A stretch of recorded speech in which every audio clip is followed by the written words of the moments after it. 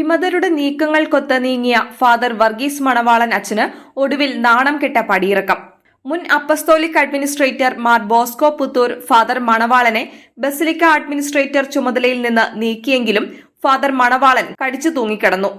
തുടർന്ന് കൂദാശ വിലക്കും ഏർപ്പെടുത്തി. എന്നിട്ടും അദ്ദേഹം ഒഴിഞ്ഞു പോകാതെ പിടിച്ചുനിൽപ്പിന് കൊണ്ടുപിടിച്ച് ശ്രമിച്ചു. ഒടുവിൽ കാലം കരുതിവെച്ച കാവ്യനീതി നടപ്പാക്കുകയാണ്. ഈ സാഹചര്യത്തിൽ വർഗീസ് മണവാളൻ അച്ഛന് സമാധാനപൂർണമായ വിശ്രമ ജീവിതം ആശംസിച്ച് ഫാദർ ജോർജ് നെല്ലിശ്ശേരി. ഏതാനും മാസങ്ങൾക്കകം വൈദിക ജീവിതത്തിൽ 50 വർഷം പൂർത്തിയാക്കുന്ന മണവാളൻ അച്ഛൻ അതിരൂപതയിൽ സ്തുത്യർഹമായ സേവനമാണ് ചെയ്തതെന്ന് പറയണം.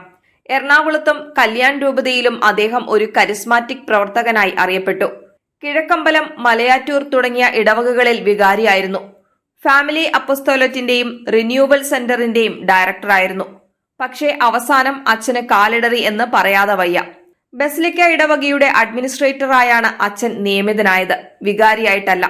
അത് ഒരു താൽക്കാലിക നിയമനമായിരുന്നു എന്ന് അച്ഛന് നല്ലതുപോലെ അറിയാമായിരുന്നു.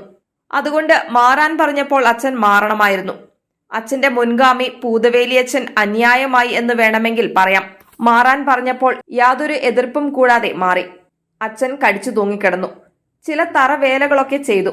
അച്ഛന്റെ ട്രാക്ക് റെക്കോർഡെല്ലാം മറന്ന് മെത്രാനെതിരെ കേസ് കൊടുത്തു. അനുകൂലമായ വിധി കിട്ടിയോ? പിന്നീട് പോലീസ് സംരക്ഷണം തേടി ഹൈക്കോടതിയിൽ കേസിന് പോയി. കോടതി അത് നിഷ്കരുണം തള്ളിയിരിക്കുകയാണ്. ഇനിയും അച്ഛൻ നാണം കിടരുത് എന്ന് മാത്രമേ എനിക്ക് പറയാനുള്ളൂ. അവസാന കാലത്ത് അച്ഛൻ വാരിത്തേച്ച കറുത്ത ചായമെല്ലാം കഴുകിക്കളഞ്ഞ് ശിഷ്ടകാലം മാന്യമായി ജീവിക്കുക.